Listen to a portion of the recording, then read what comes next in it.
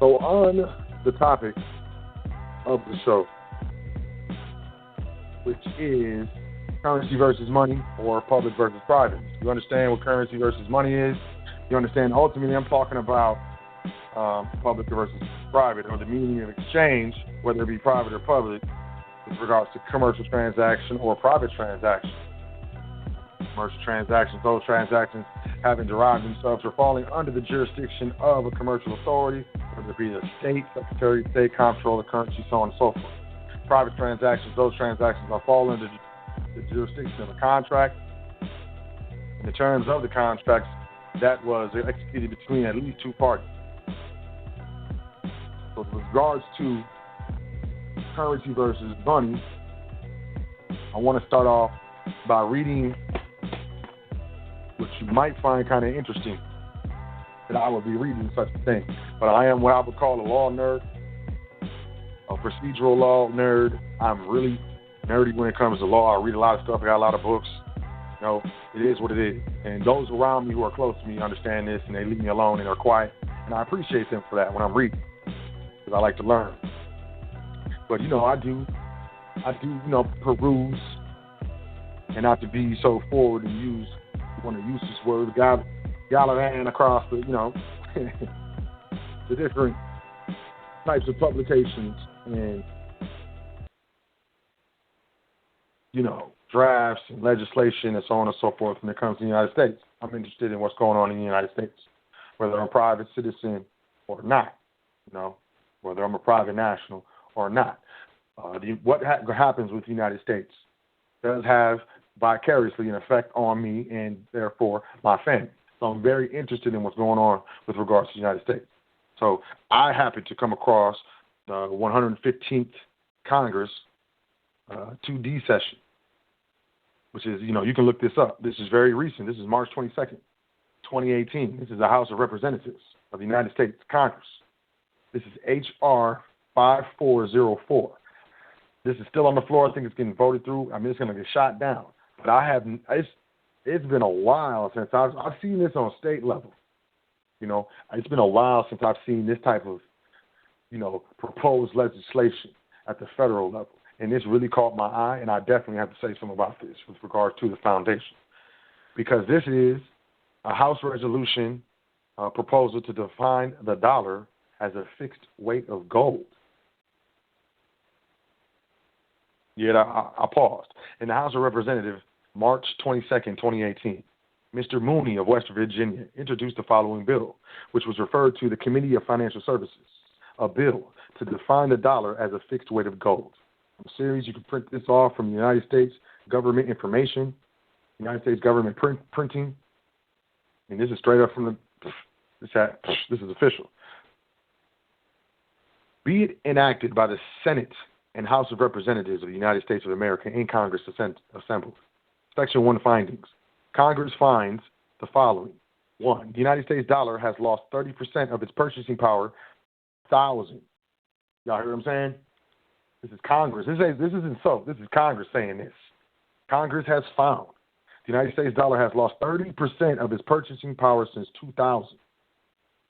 It's in 18 years. And 96% of its purchasing power since the end of the gold standard in 1913. 2. Under the Federal Reserve's 2% inflation objective, y'all know I'll be talking about this 2% inflation. This thing bothers me. The dollar loses half of its purchasing power every generation, or 35 years. 3. American families need long-term price stability to meet their household spending needs, save money, and plan for retirement. 4. The Federal Reserve policy of long-term inflation has made American manufacturing uncompetitive, raising the cost of United States manufactured goods by more than 40% since 2000, compared to less than 20% in Germany and France. So Germany and France is whooping us as far as the cost of manufactured goods. 5. Between 2000 and 2010, United States manufacturing employment shrunk by 1/3 after holding steady for 30 years at nearly 20 million jobs. 20 million. Same. So like pretty much 6 million manufacturing jobs That's a third, a little more than 6 million. 6, the American economy needs a stable dollar, fixed exchange rates, and money supply controlled by the market, not the government.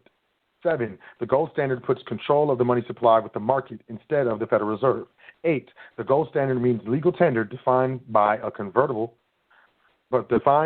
and convertible into a certain quantity of gold. 9, under the gold standard through 1913, the United States economy grew at an annual average of 4%, one-third larger than the growth rate since then and twice the level since 2000.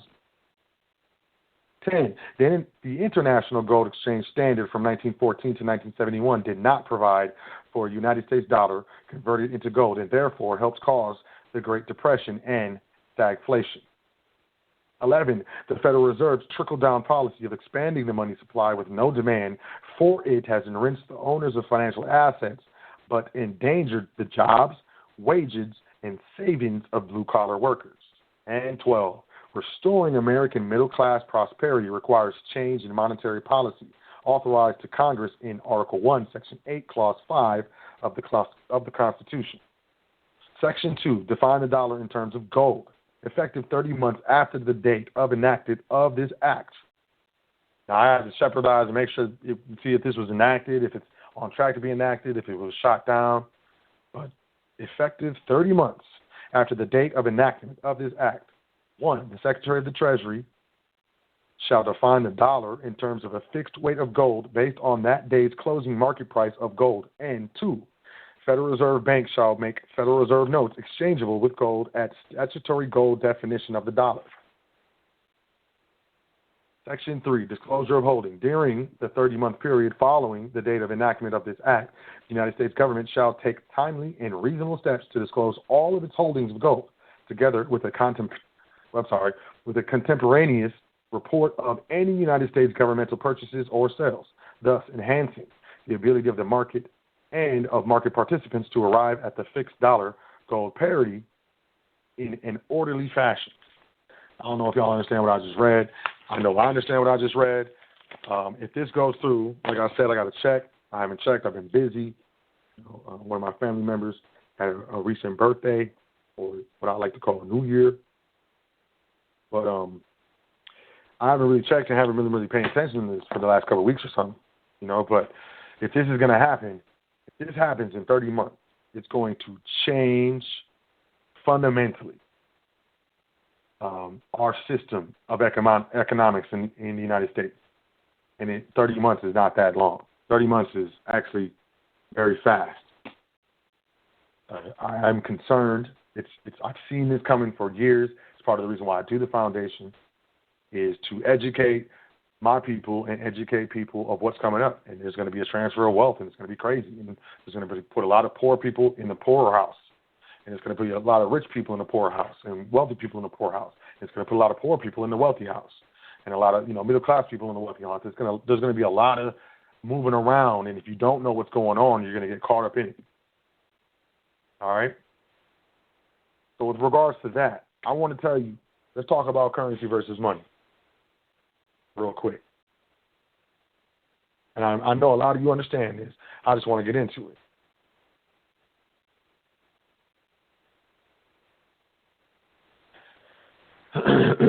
President Franklin Delano Roosevelt's 1933 executive order outlawing the private ownership of gold in the United States was arguably unconstitutional. But why did he do it?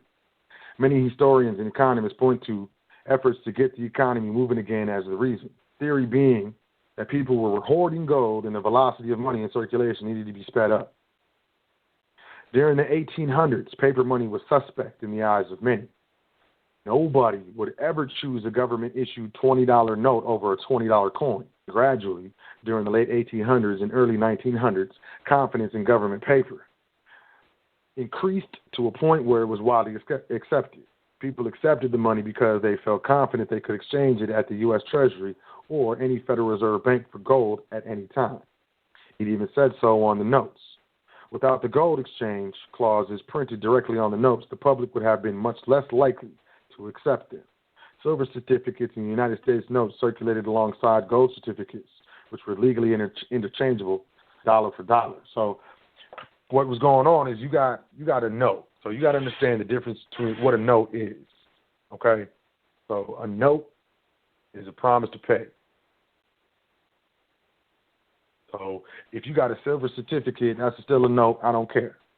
But it's backed by gold. And how you discharge that note is when you hand it to the teller at the bank or the Federal Reserve or whatever, and they would hand you an ounce of gold, and that note would be destroyed. All right? And you would get your gold, and that was, you discharged the obligation of that note. And these notes were silver certificates, essentially. They weren't known as Federal Reserve notes. You pull out a dollar bill or a 20 or 50, it says Federal Reserve note on it. But these notes, specifically are silver certificates, which I'm actually physically holding in my hand right now. And this series is 1957. So that was up until 1970 something, 75 or something. I think Nixon closed the gold window, essentially, and officially forever. And then there was, some crazy stuff, with the economics in the 70s, in the late 70s, mid-late 70s. And, some of the people who, are old enough to remember that, and then others, like myself, who've studied economics over, years, are familiar with it. But this silver certificate, it says silver certificate on the top. In the traditional place where it says Federal Reserve note on the notes that we use today, it says this certifies that there is on deposit in the Treasury of the United States of America. Okay, so on the top of the note it says United States of America. So in between where it says Federal Reserve note on top of there and the United States of America in all capital letters, it says on this certificate, this certifies that there is on deposit in the Treasury of the United States of America $1, now under George Washington, because this is a silver certificate, $1 in silver payable to the bearer on demand. So what happened was Franklin Delano Roosevelt issued an executive order in 1933, which just so happened to be 20 years after the Federal Reserve introduced, the IRS introduced the 1040 and the 1041 returns. But basically, he confiscated gold. He issued an executive order that confiscated all the gold. And why did he do that? Well, some would say that he did that because the United States, had issued more notes than they could, discharge. So they needed to confiscate the people's gold. In essence, my mentor says the United States wanted to manipulate the purchasing power of the dollar. Both answers, in my opinion, are correct. Either way, it was a problem because they had issued too many notes and they didn't have the proper collateral to back it to discharge those notes, the obligation of those notes, to be more specific. In 1913, the Federal Reserve Bank was established. And in 1933, there was an executive order outlawing the private ownership of gold. So during the history of the United States, these notes were backed by gold and silver. $1 certificate or $1 was 1 ounce of silver. And 1 ounce of gold was $50. And honestly, an ounce of gold can really today purchase the same things it could purchase 100 years ago. But $100, a Federal Reserve note from 80 years ago, doesn't have the same purchasing power. Why? Because that value of that currency has been depreciated over time through the manipulation of the Federal Reserve. So they wanted to manipulate the purchasing power price of the dollar. So they issued Federal Reserve notes, and for every 1 certificate, you would get 2 Federal Reserve notes. And that's now I talk about as soon as they finished that, they revalued gold at like almost 80% higher or something like that. And, basically they shorted the people. But bottom line is, once you're dealing in notes, and notes that are not redeemable for any type of monetary asset, you're dealing with currency. You're dealing with fiat currency, more specifically. And there's two sets of financial information in this country. If you make a certain amount of money, you get one set of information. Everyone else gets, what they want you to know, the public set of financials. So we're always taught to save, but we're not taught what to save in. So we saving in Federal Reserve notes, depreciating assets, lost 30% of its value since 2000. That's 18 years. That's less than a generation. And the Congress says a generation is 35 years. But in 2000, I think gold was around $300. And right now, gold's over $1,300. And that's my point. When you're dealing with inflation, when you're dealing with price changes, when something gets more expensive, it's not getting more expensive. The currency that you're holding is worth less. So you need more of that same currency to get the same goods and services that you've been getting since you've been getting them. Milk is still milk. A gallon of milk is still a gallon of milk, man. A loaf of bread is still a loaf of bread. I know, I got ancestors. I'm serious, but I got elders in my family. But they talk about gas was 17 cents a gallon, and now what? Now it fluctuates between $3 and $4, and that's when 17 cents was 17 coppers, like 100% copper. Now pennies aren't even 100% copper, and it took 100 coppers, 100 cents to get $1 or 1 ounce of gold. You can trade 100 coppers and maybe a couple extra coppers, and you would get an ounce of silver. So 17% of $1 could get you a gallon of gas. Now it takes you $4 or $5 to get that same gallon of gas. It's still the same gas. It's just the currency that is being held is depreciating. So they teach us save, save, save. Well, we're going to save ourselves into poverty. And that's what's been happening. That's what you've been doing. That's what I've been doing. That's what my father, my mother, that's what all of my ancestors, so back to, so-called sharecropping time or whatever, has been doing over and over, saving ourselves into poverty. Purchase, a 401k, put it in the stock market. So when the dollar crashes, stock market crashes, everything crashes, we lose everything. We have no retirement. We have no funds to retire on. We have to get back into the workforce.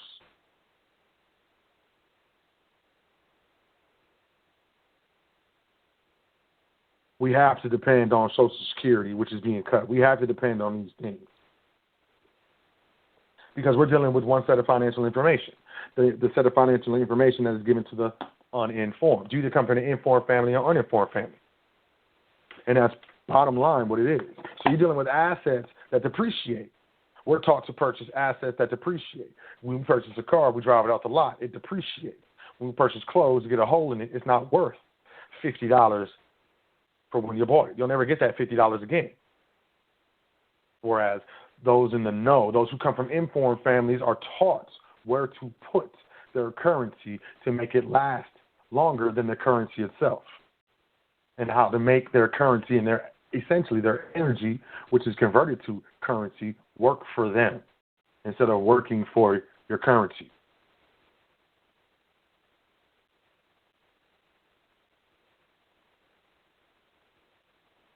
In 1913, the Federal Reserve Bank was established and began issuing Federal Reserve notes the following year. Once free of the restrictions imposed by limitation of available physical gold for coinage, the quantity of dollars in circulation increased dramatically. The increase was mostly in the form of paper money, not actual gold and silver or specie. You should look up the word specie in a law dictionary. It's S-P-E-C-I-E. Excuse me. The result was an economic boom, also known as the Roaring Twenties. If you do any type of study, and if you study law, you have to study history because law and history go together. You can't study history without studying law, and you can't study law without studying history. Because if you study history, you'll be like, dang, what happened? Why'd they do that? Well, you got to study the laws and the treaties and the customs to understand why they did that. So the economic boom of the Roaring Twenties, it was 1923 to 1929. It was only 6 years, really. But like an artificially induced stimulus, it came to a crash in the fall of 1929. The burden of overextended credit was the culprit. Prior to the formation of the Federal Reserve, money in circulation consisted of copper, silver, and gold coins. United States notes, silver certificates, and gold certificates. All of these were non-interest bearing, were issued directly by the United States Treasury, and did not have any debt associated with their issuance. Notes issued by the Federal Reserve, however, were generally lent out with interest due. So for every Federal Reserve dollar in circulation, somebody needed that dollar to pay off a debt. During the Roaring '20s, a lot of people took on debt, resulting in a great credit expansion. When only physical gold and silver was used as money, institutions were very cautious about lending it out because of if a debtor defaulted, the creditor would be out of some serious sound money, that real money, that gold and silver. But with the advent of Federal Reserve notes, the bank was more willing to lend, and with easier qualification terms, people stepped up to the window. The increased willingness to lend was due to the fact that the item being lent out was just a piece of replaceable paper, not a hard-to-get piece of gold. Sure, the note said redeemable in gold, otherwise they might not have been used in commerce, but few members of the public actually exchanged such notes for actual gold. And thus the Federal Reserve was free to lend out almost at will, with little regard for loan losses. When the interest burden of all the new credit, okay, so we're dealing with, so let me back up a little bit. So there were silver certificates, gold certificates, United States notes, which you could use the United States notes and get silver or gold. And there were U.S. Treasury notes,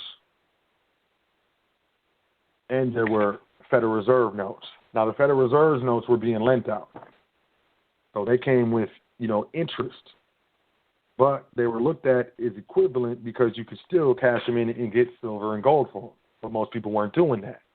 When the interest burden of all the new credit began to weigh more heavily on the general economy, now you understand a lot of people are running around with Federal Reserve notes. They don't actually have money. They have Federal Reserve notes.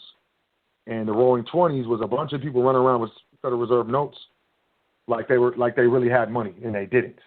And that was the start of the start of the ending. So when the interest burden of all the new credit began to weigh more heavily on the general economy, the inevitable credit contraction led to a stock market crash and the Great Depression. Everyone was suddenly reluctant to borrow, banks were reluctant to lend, and the velocity of money in circulation slowed to a crawl. The financial footing of the United States became shaky. European countries, which were holding substantial quantities of U.S. gold clause notes, began presenting them to exchange for physical gold. The U.S. government's fixed price of gold at $20.67 per troy ounce had been in effect for some time. But as the Great Depression deepened, the free market price of gold started creeping up above that. This was an indication that confidence in the gold clause notes was starting to wane. A gold run on the Federal Reserve Bank was imminent, and that was something that couldn't be tolerated. And the reason that the gold run couldn't be tolerated is that neither the Federal Reserve nor the U.S. Treasury had anywhere near enough gold to back all the gold certificates and Federal Reserve notes that were in circulation. And printing more of these notes would only erode confidence in them even further. The gold fractional reserve system was at the end of the road. This is a typical gold exchange clause found on gold certificates, where it will say, this certifies that there has been deposited in the Treasury of the United States of America, $50 in gold coin payable to the bearer on demand.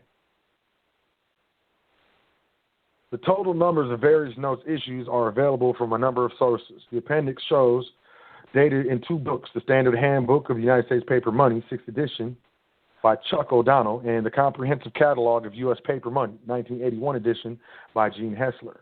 To calculate the total face value of all gold clause notes in circulation, it is necessary to know how many were issued and how many may have still been around in 1933. Quantities of pre-1905 gold certificates were relatively small, and most would have been redeemed and replaced with new notes before 1933.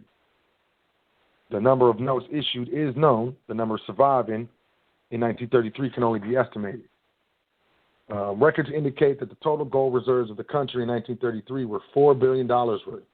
At $20.67 per troy ounce, that equates to about 6,000 metric tons of gold. The total face value of U.S. Treasury gold certificates issued from 1905 to 1928 equates to more than 16,000 metric tons of gold. Taking the generous assumption that the U.S. Treasury did not issue more gold certificates than they had gold back to them, we would then mean that only 37.5% of all 1905 to 1928 gold certificates were still outstanding in 1933. In other words, if 37.5% of all gold certificates were still outstanding in 1933, the U.S. Treasury would have just enough to go to back them. The total face value of gold clause Federal Reserve notes issued prior to 1933 was equivalent to nearly 54,000 metric tons of gold. If 75% of them were outstanding in 1933, that would still be 40,500 metric tons of gold that the Federal Reserve Bank and the United States Treasury did not have. Even taking the extremely low estimate of 37.5% of Federal Reserve notes remaining, that will still be over 20,000 metric tons of gold. With the U of gold reserves at 6,000, this will be a shortfall of 14,000 tons. But those 6,000 tons were needed to cover the United States Treasury gold certificates. So at a very minimum, Federal Reserve notes to the tune of 20,000 metric tons of gold were still circulating naked in 1933. During a fireside chat on 7th of May, 1933, Franklin Roosevelt basically admitted that the gold clause obligations far exceeded the amount of gold held by the U.S. Treasury and Federal Reserve. In fact, the total gold obligations far exceeded the amount of gold in the entire world, not even counting corporate gold obligations. Behind government currency, we have, in addition to the promise to pay, a reserve of gold so small, a reserve of silver, neither of them anything like the total amount of currency. So this is a quote of Franklin Delano Roosevelt. He said that. So maybe this brings into, perspective and brings into focus, what we're dealing with. And honestly, we're dealing with the aftermath of these policies, the aftermath of these resolutions, the aftermath of these confiscations.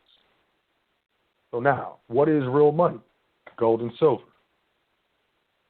So it was illegal in the United States to privately hoard gold and silver up until 1985. What happened in 1985? Well, I'm going to tell you. After the Gold Confiscation Act in 1933, the wealthy in this country were taking their money and using it to purchase gold and silver in other jurisdictions, in different countries. When the United States really realized, it was after the recession in the 70s. I don't know if you know, but I've seen, old TV shows and commercials where, the gas lines, the gas stations were long all the way down the road and stuff. There was problems. And after that 70s, there was a committee that was put together to help reevaluate and re-stimulate the economy. And what they came back with is they said, due to this confiscation clause, the wealthy in this country are allowing their wealth to leave this country because they're not holding gold and silver, because they know that it's illegal to privately hoard gold and silver. Now, the wealthy know. We understand what real money is. So we don't save in currency. We save in real money. So if it's illegal to privately hold or hoard money in the United States, well, I'm just going to do it with a trust, an entity recognized to do business in over 120 countries, in a different country. I'm just going to hold it in the name of a trust in another country. And that's what the wealthy were doing. So when the committee came back, they came back and they said, there's this large exodus of money leaving the country due to that. So what happened is, in 1984, the IRS proposed legislation to Congress that would designate coins minted by the United States government to be numismatic coins. And that numismatic coins would be non-confiscatable. This is the Internal Revenue Service. This was in 1984. The following year, in 1985, the American Eagle Gold Coin Program was legislated. And shortly after that, the American Eagle Silver Coin Program was legislated. Now, these are the only programs in the United States that are not funded by taxpayer dollars. The only one. because they understood that the elite and the wealthy in this country, their money was leaving this country. Because we understand that we're not going to save in dollars-denominated assets, stocks, bonds, IRAs that are denominated in stocks or bonds or treasury bonds or any of that stuff. Because we understand and can see the manipulation of this currency, and we see it going back over 100 years. So we don't deal with this stuff. So the American Eagle gold and silver coin programs were enacted.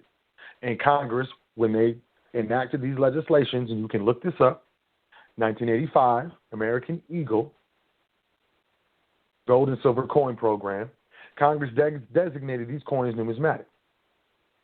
Why did they do that? Well, those who know and understand, they see these two moves, the one, IRS proposing numismatic coins as non-confiscatable, and then two, the Congress goes ahead and legislates the enactment of a program, the American Eagle gold and silver coin program, and then designates these coins numismatic, when the IRS already said that the numismatic coins are non-confiscatable. Now, Congress has only designated the American Eagle coin, gold and silver, as numismatic, and nothing else. So these are non-confiscatable. So when we were dealing with Federal Reserve notes, we were dealing with silver certificates and gold certificates. I need you to understand this. You could take $1, which was a silver certificate. You can walk to a Federal Reserve Bank or the United States Treasury, bring it to the window, give it to them, and they would hand you back an ounce of silver, $1. Right now, silver priced in Federal Reserve notes, which is manipulated, is over $16.50. That's not including spot price, and depending on your jurisdiction, it's not including tax. So you're lucky if you get out the door with an ounce of silver today, giving them $21. You're lucky. So from $1, you get an ounce of silver, to now over $20 to get an ounce of silver. You understand? $50 would give you an ounce of gold. Now, right now, it's over $1,300 that will give you an ounce of gold. $20.67 is what the United States valued gold at the time of the Confiscation Act. It is now worth over $1,300 according to the London Fix. According to the historic London Fix, valued in a inflationary, deflationary, manipulated currency. You understand the disparity? Please understand the disparity. Anyone who had, let's say, if you had $10,000 in 1933 in gold, how much that will be worth in Federal Reserve notes today. This is why you need to understand what real money is. Currency is just paper. It's not money. There is no intrinsic value, which means it's not worth, the value of the note is not worth the paper it's printed on. The value of gold is worth, of the coin is worth because it's made out of gold. The value of the silver coin or the silver bar is because it's made out of silver. That's what gives the bar value. That's what gives the coin value. Intrinsically, because the compositional makeup is actually a precious metal, a commodity, something that is valuable. I was studying the Roman army. Don't get mad at me. You got to study everything. But they were paying their soldiers in salt. That was money. Salt was used before refrigeration to cure and prolong the life of meat.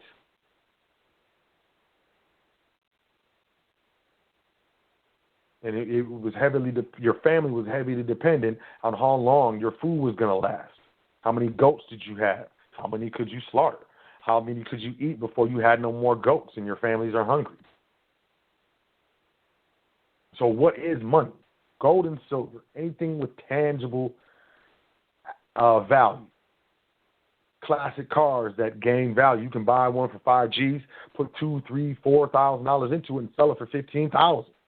You know, the classic car. There's people who are interested in that, whether it's nostalgia or their dad had one, their uncle, Renoirs, Picassos, these types of, you know, collectible art. This is money. You buy one for $1 million, sit on it for a few years, don't show it to anybody, don't let any of the magazines take pictures of it. People miss it, and then once it comes on, people hear whispers of it being for sale. You put it up for auction and let these fools battle it out with their ego and their little paddles and all this stuff. It's money. You're going to get money. Diamonds, emeralds, pearls, land, mineral rights, businesses. Don't sleep on business. Businesses are money.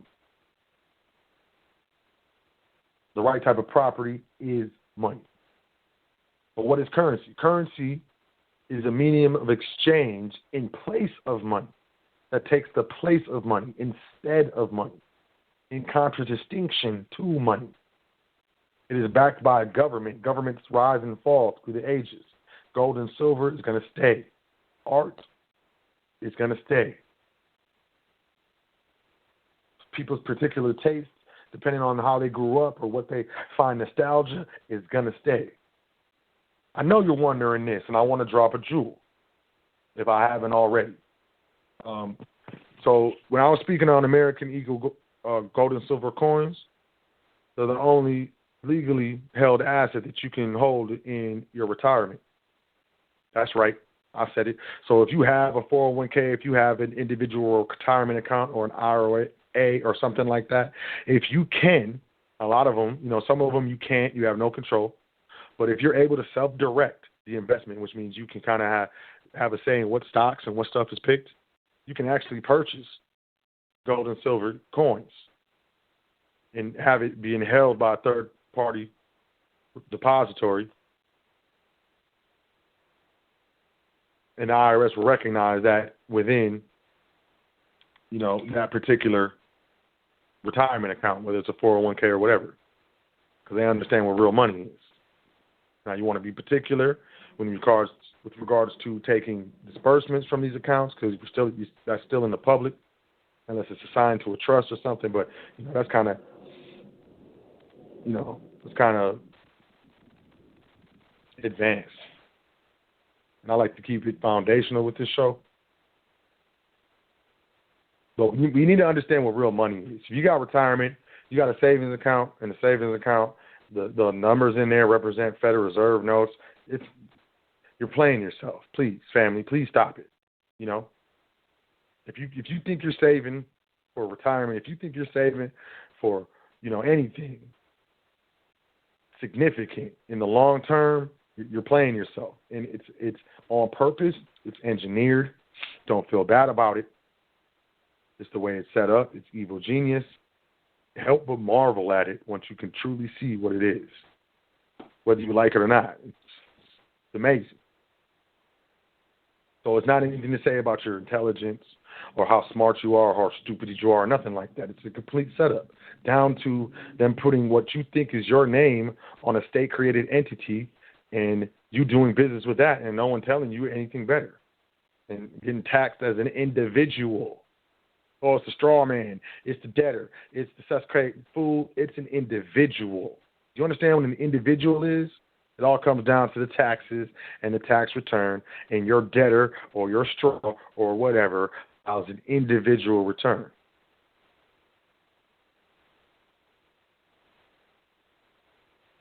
So all these paper savings, the Federal Reserve notes, the stock, you know, the stocks. Even if you think you own gold, you got gold stocks. That ain't gold. That's gold futures.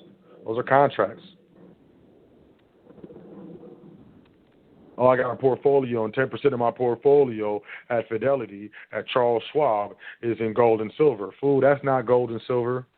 That's gold and silver futures, man. Those are futures contracts. Try to get the actual gold and silver from your broker and see what happens.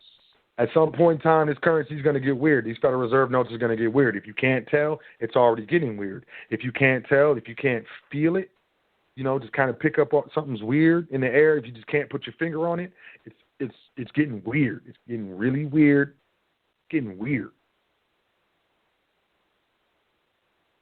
And the overall economy has a lot of indications in what would we call melting up before a meltdown.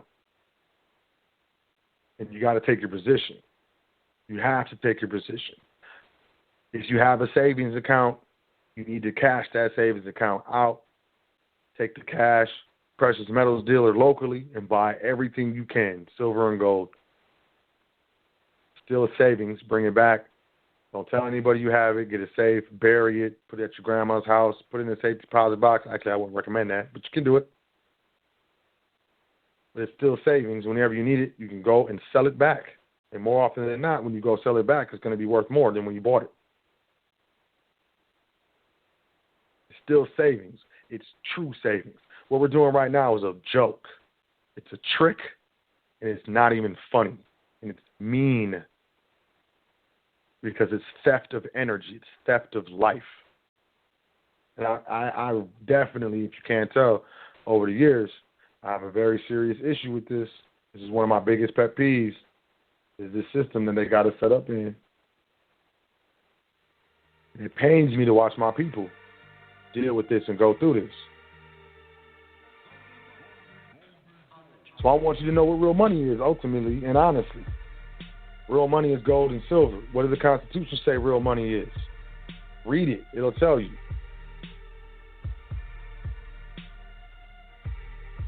Congress was given the right to coin money. Federal Reserve is creating currency. People can say it's unconstitutional or whatever, man. It's not money. It's not Congress. The federal printing money. It's printing currency. That's part of the trick too. They play word games and stuff, and get you mad and get us on this whole, upset bandwagoning over something that really honestly don't make no sense. Because it's not illegal. Federal Reserve can print currency all it wants. It's not against the Constitution either, because they're not coining money. This is currency. This is fiat.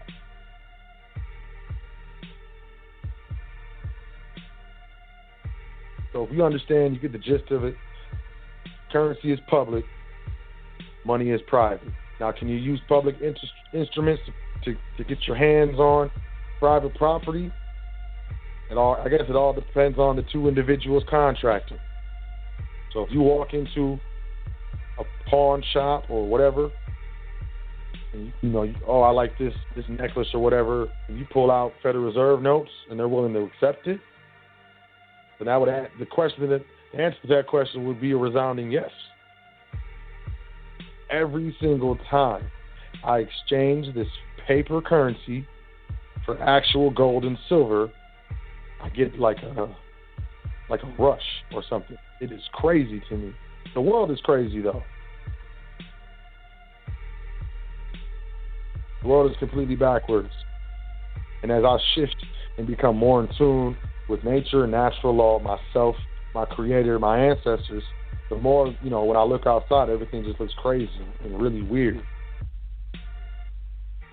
But the understanding of what is real and what is not. Are you going down the rabbit hole or are you not? And even in, those movies they was making in the 30s, Dorothy, follow the yellow brick road. Or are you going to ride the greenbacks? I'm going to follow the yellow brick road. And there's subtle ways that we're being noticed. But they're so subtle, most of us can't see it. And I just want to be real. This is March 22nd, 2018. This is a bill to define the dollar as a fixed weight of gold. If that happened, please understand it would not be the Federal Reserve note dollar. This is Congress. And please understand that these Federal Reserve notes are going to crash if this happens. Like the stock market. It's going to crash like the stock market. Ain't nobody going to want your Federal Reserve notes, man. Ain't nobody gonna want your card. Ain't nobody gonna want your black card. Ain't nobody gonna want it. And then where will you be? I'm gonna go to the phone lines here. I'm coming up on just under 12 minutes left in the show. I'm gonna stream a little bit. If you're listening online, you're gonna want to call in 424-222-5250. Otherwise, you will be disconnected from the show in about 10 minutes. Once again, 424-222-5250 is the number to call. You can press 1 to get into the call queue. That lets me know that you want to come in, you have something to say. I'll bring you in, piece you up. We can holler.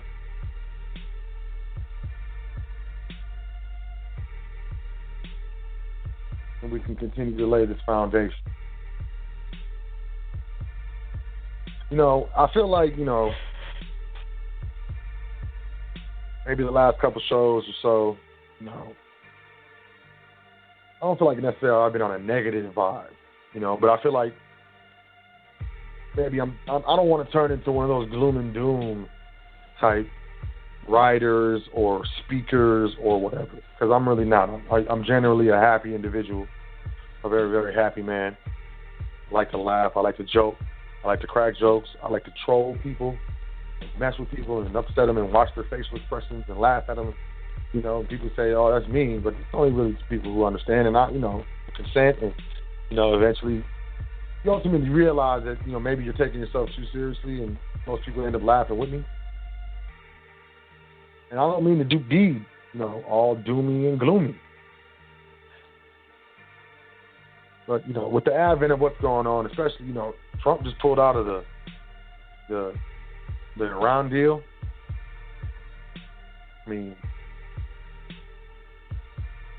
I don't know. But I guess, you know, the stuff in North Korea is going pretty well. But as far as its currency goes, as far as the Federal Reserve goes, as far as, you know, the deficit of the United States and, you know, how it's just compounding, I mean, it's eventually going to come to an end. Hopefully later than sooner, but we all have a better chance and more time to get into a position where our foundation is established. We're not dependent on state-created entities to provide us sustenance.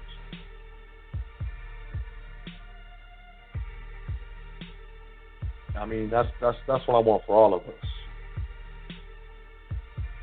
All right, 424-222-5250. Let's go to the phone lines. First caller, 347-0529. Caller 347-0529. Peace. What's your name? Where you calling from? What's the deal? What's the deal? Peace community. Peace, Brother Saltel. This is Sister Yvette. I was listening to the show. I am so glad that you told the community, our kings and queens, we got less than 3 years to get it together. As a matter of fact, we're looking at maybe 24, maybe 30 months, like you said. That's less than 2, you figure 2 years. I made a conscious decision after I spoke to you last week to dip into my 401k and withdraw some funds so I could get into my right perspective. What I need to tell the community, it's getting serious out here now. Some of y'all are splurging in the wrong places on the wrong things. It's getting real now.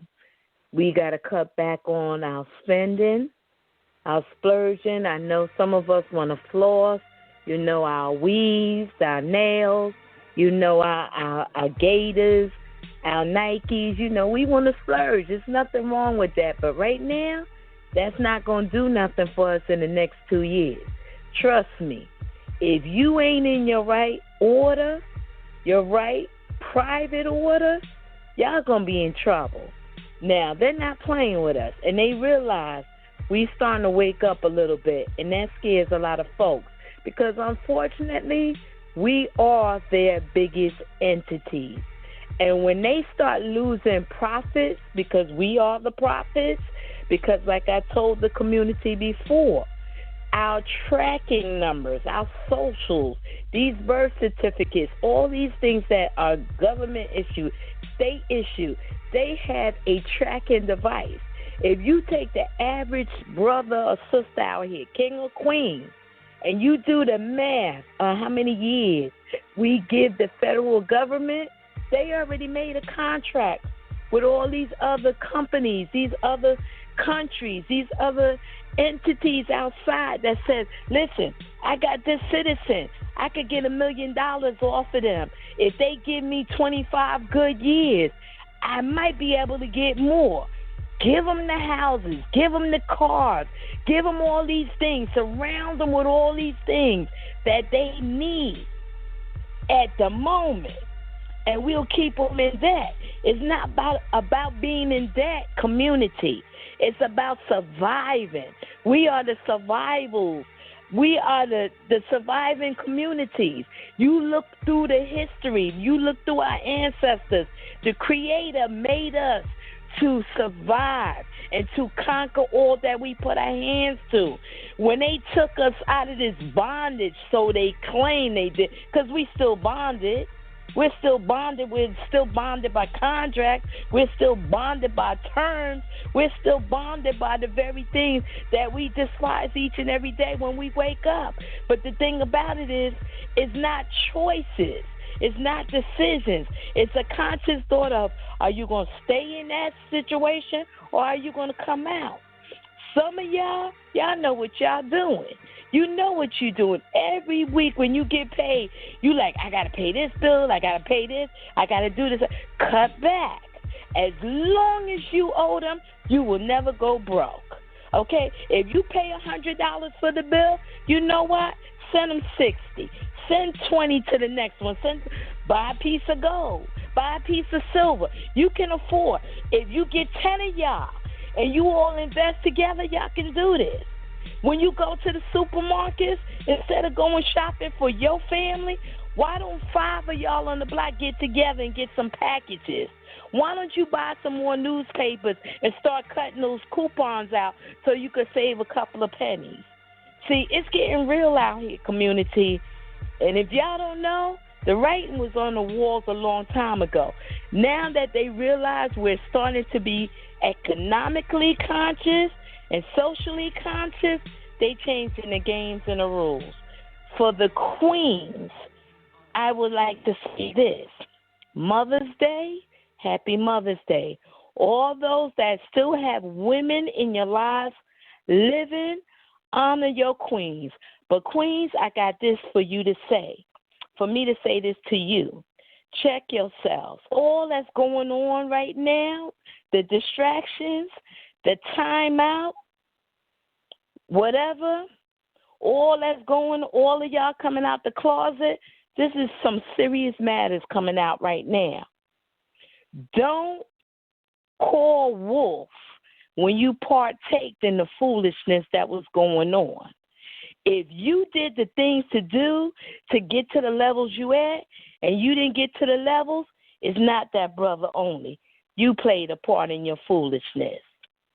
Check yourselves, look at yourselves, correct yourself, and walk in the proper status that you're supposed to be in, queens. Kings, make sure if you see a queen falling, pick her up and put her on the right path. And queens, you do the same for your kings. Peace, community. Peace, Sordell. I will get back to you by Monday because we got some business to take care of. Peace, brother. Peace, kings and queens. Peace, community. Peace, Sister Yvette. Always a pleasure. Thank you very much. All right. That's Sister Yvette, y'all. She's like the big sister of the foundation. So, she my big sister. She your big sister. Y'all call me Big Brother Sot. I got a big brother, Yusuf. I got a big sister, Yvette. And, as always, all y'all my family. But, that was Sister Yvette.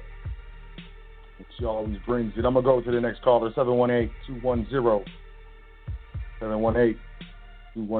Peace. What's your name? Where you calling from? Hey, what's up, Soil? This is me, Dara. How you doing? I'm all right. How you doing? Hey, everything's all right.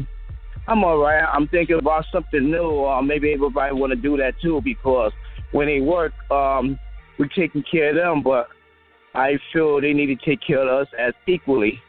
And if they don't take care of me, I can always bail out and say, look, I'm gonna be home while your textiles is taking care of me, laughing at you that you have to go to work 5 days a week and only have 2 days to get it right. So I think they don't cooperate with me and give me my schedule I want because they don't want me to stay home laughing at them living off their tax dollars. But maybe they don't care. But a lot of times we're not working. They always think that your tax dollars is taking care of you. But anyway, you all right though, El? Oh yeah, I'm perfect. How you doing? I'm okay. I'm just doing things differently. I'm just thinking differently. So either they give me my schedule that I want, I'm gonna stay home, relax, and handle my business because I've been handling their business for so long that I don't think they want me to stay home. I think they want me to stay there working and only having 2 days to myself like they do. But anyway, peace and love to you and your family, everybody out there. I'm gonna let you take the next caller. All right, family. Peace and love to you, man. Appreciate you. Talk to you soon. All right, definitely. Peace and love too. All right, we got about 10 seconds left in the broadcast. You ain't going to call. Fingers ain't that fast. Next caller, what we got here? 205-0377. This might be Capitone. Yes, indeed. You already know the superconductor. Would it be peace to the gods, peace to the creator, peace to the ancestors, peace to everybody on the platform, indeed. What it is, brother, how you been doing? Man, everything's perfect, man. How are you? Indeed. You already know Jules coming down. The solar return was last week, so I'm feeling refreshed, renewed, rebirth, So, yeah, definitely got some things coming down. Got some company coming down as well, and got some family who looking into setting up some business and contracting. So this is going to be beautiful. I am definitely going to be sending out some emails and whatnot. I'm going to hit you up because I'm going to need to consult, brother, because this is what I've been actually waiting upon to galvanize a few heads as well. So this energy that I've been, constructing for the past few, is coming together now. So it's truly beautiful, and you're definitely instrumental in all that takes place, brother. So be looking out for me. I'm just giving thanks. We still in the study. We into the civics. We definitely into, actually the heat and the air, the thermodynamics, and, we definitely putting the work together, and then we can go ahead, everybody can contract, meet up, write it off, enjoy ourselves, take care of our families, secure the estate, grow the estate, grow the assets, and actually utilize and define what true trust and love is. True trust is what love does. You see what I'm saying? If you really trust them, you're protected, secured, and preserve it so you're able to pass it on. So that's what we learned from the foundation, and we actually, we put that out there like this. So we're looking at Hope and Build down here in the Magic City, create some Magic City commerce, and then get you down here as well, brother. So we probably can do a small, presentation where I just say do a thorough presentation to certain ones who are willing to invest, as well. So it's beautiful. We'll have the head together. The level of interest is here. And thank you once again, brother, for everything that you do. Salute to you and yours. And, we give thanks to the foundation. And I say that and digress. Peace. Oh, yeah, peace, man. Appreciate it. Thank you, man. Looking forward to it. I'll talk to you soon, man. Enjoy your week. Yes, sir. Indeed. Indeed. You too. Peace. Peace. All right. Man, it's my brother Brian from the Bay. How you doing, man? How you doing? Hey, peace, family. How you doing? All right. Just enjoying the show, I guess. Just, feel like I'm about to lose my mind. Making me feel like the world comes to the end, man. No, I'm messing with you. But, yeah, man. He's like, oh, my God, man. Come to the end. No, I'm funny, man. You just telling the truth. That's all you're doing. You just telling people, look, this is going down. And it makes sense, because if you know that these people energy, they create all this stuff without even thinking, and the people like me and you, we sit up here don't even realize we just create this just weird stuff. You see people just mimicking children online, so you see people doing stuff with their energy, but they not learning how to take that energy to make it be into something that can actually, benefit them, and not having Federal Reserve notes to your ear, like you talking to them. So that's why you saying like, looking gold, looking something that people are going to want later on, because nostalgia is a big thing. And I also believe, and this is my opinion, that this is what happens when you don't, think about yourself, because people are out here just not thinking about taking care of themselves.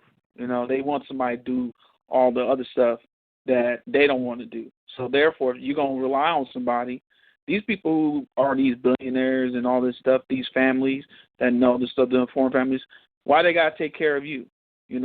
Fine, you want me to take care of you, I'm going to feed you stuff that ain't beneficial to you. I'm going to have these artists talk about stuff that ain't, all of this is a distraction, and these people that we put in front of you, these people are gonna be on the payroll because that's what they get paid to do, dunk a ball or whatever.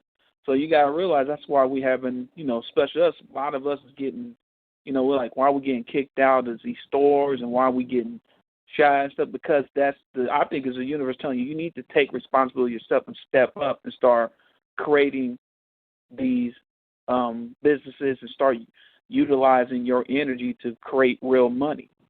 Because I'm taking risk, when I'm trying to, make better moves. And the one thing I feel like people need to do is look at sometimes the people you are close with, even if it's your family or your friend or somebody that you trust. If you can't afford to be by yourself, maybe you should live with them while you build up, or work with people that want to build with you, and then y'all contract with each other, or make a deal with each other. Look, we're gonna put this much to buy this property, and then we'll live here, or do this much to put into something that might give y'all more money. Because there's a lot of people who have it, and that's what I'm doing in my house. I'm trying to work with my family, my mother and my sister, and we just trying to work as a unit. And that's why I think it is. The individual has to die, and like they said, it takes a village to raise a child, but it takes people to make the village. So we need to start thinking like a village and stop thinking like these individuals that they want us to be. All these people are like villages. All these families, they love those names, and they might hate each other, they might dislike each other, but they gonna keep each other there because they'd rather trust that person than somebody else that they might have. I like this person, but I don't trust them with my energy. The real money or whatever. So we gotta stop letting these ideas from the Europeans, which they got the ideas from us in general. When you talking about studying about the Romans, I'm like, why not? You study all this stuff because how they got where they at. They study from your ancestors, and then they flipped it on them. And it's time for us to study from them because they study from us, or not us, but the ancestors before us. And, now it's time for us to flip them back because they can't hide the information. That's why they having all these people just saying random stuff. But people need to stop worrying about the little madness that's out there and start worrying about what can I do to protect me and my family. So, and that's one thing I can say. That's what I'm trying to do right now. Make decisions as a collective, not an individual, as a unit. So that's it, my man.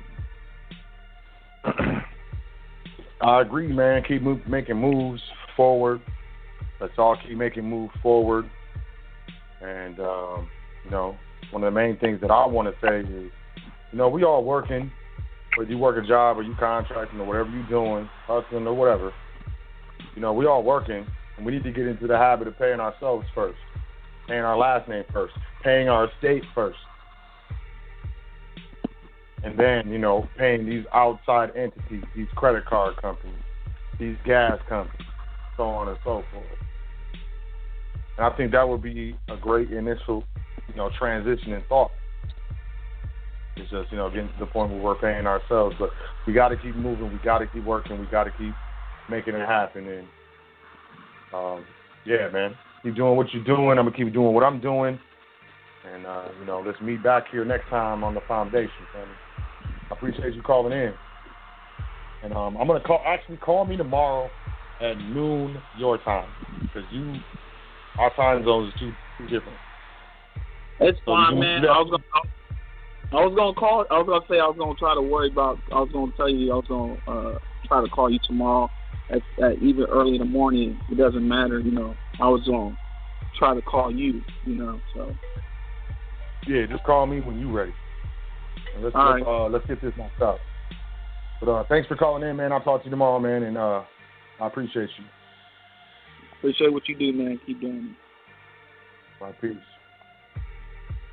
And that's it. I'm going to wrap it up. Appreciate y'all. Ultimately, when it comes down to it, we need to be responsible. We need to take responsibility. And we need to understand what we're doing. We understand the difference between public and private, the difference between, currency and money, the difference between assets that appreciate and assets that depreciate. And we need to start making better decisions. I really feel like, this stuff is, it's winding up. I've been watching this stuff for a while. I've been really interested in money and how money works and capital controls and stuff like that for a long time. And I've been watching this for a while, and I've never been more convinced that it's coming than I have in the last couple months. And I don't want to spook anybody out. What happened? Silver went up to like $60, $70 an ounce during that, what they call the Great Recession from 2007 to 2009.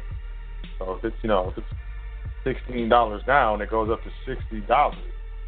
You can get your hands on some stuff and hedge yourself against this currency. And what may or may not happen with this currency, you're going to be fine. It doesn't take a lot.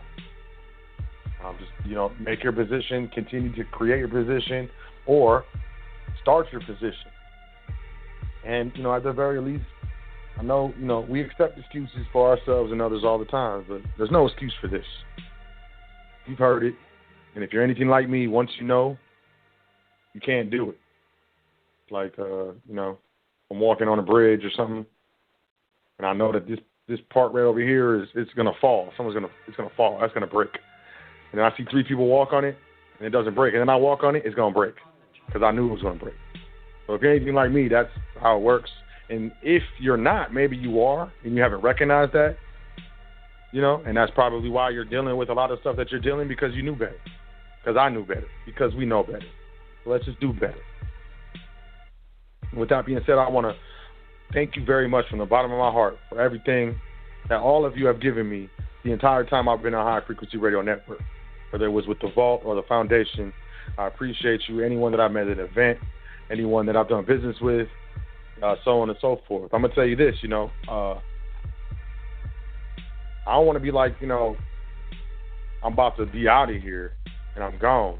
But there's definitely an expiration date with regards to SOL and the Foundation.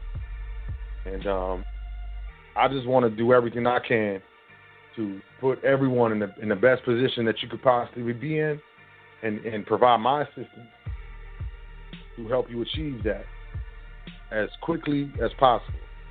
And I deal with people every day. I deal with those who, they know what they need to do, and then they start doing it, and then they allow life and, the excuses that they have in their mind to have them stop. Whereas me, if I'm going to do something, I don't care. I'm going to sell my car, quit my job. I might even slap my mama, just to get it done. I'm just playing about the slap my mama part. But you understand what I'm saying. And are you willing to make a sacrifice? And do you even understand what sacrifice means? So it's like, how bad do you want it? How bad do you need it? But as far as I'm concerned, if you hear what I'm saying and you understand the vibrational frequency that I'm pushing out this evening, it's urgency and nothing else, because I don't have enough to support everybody. And I don't want to fight you over what I have and what you don't, or your family, but I will. to protect mine and take care of mine. And that's the sentiment around everywhere. You know? So each one teach one, and you be the Sot in your neighborhood or the Yusuf L in your neighborhood, and we'll keep it moving. I love you. I appreciate you. I really do. Anything you need from me, just let me know. You can email me, admin@welcometothefoundation.com. You can contact me via welcometothefoundation.com. And those trustees, you have my number. Call me, text me. You know what it is. I'm never too busy to help. I gained so much joy out of helping people more than I gained out of making a bunch of money when I used to. You know, it's just very fulfilling, rewarding experience that I'm able to partake of, and I really want to say that I appreciate it and thank you for being a part of it. So make sure you check out welcometothefoundation.com. Make sure you email me, admin@welcometothefoundation.com. Get into the trustee training. I can't even play anymore. Trustee training, get into it. Hit me up, ask me about it. I'll tell you about it. Make it happen. You're not going to get the real deal nowhere else. Hands on, have my personal phone number. I answer the phone, all the materials, everything you need. You can call me when you're in the bank opening the account. And I got people who will tell you, like, yep, so to answer the phone, and I put them on the phone with the banker. And this happened, or this happened.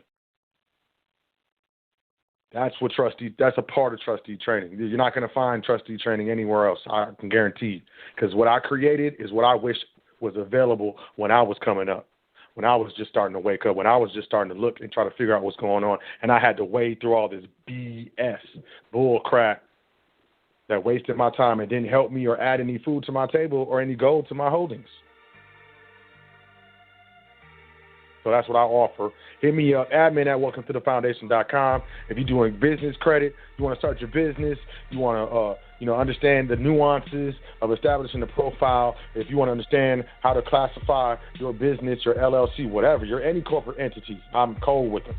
On a federal level, on the state level, help you get into contact with professionals in your area that can help you move forward, enrolled agents, tax preparers, tax attorneys, so on and so forth. This is legit, 100%. It's contract, baby.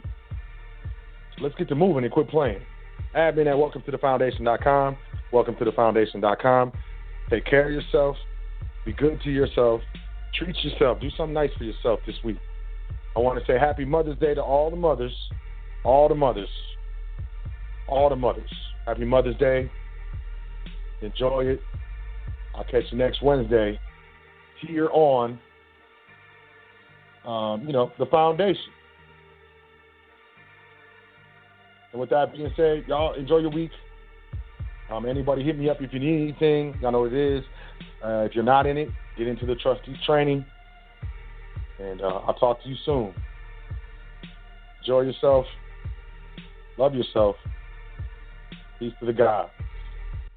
Doing this thing all the way live. High Frequency Radio.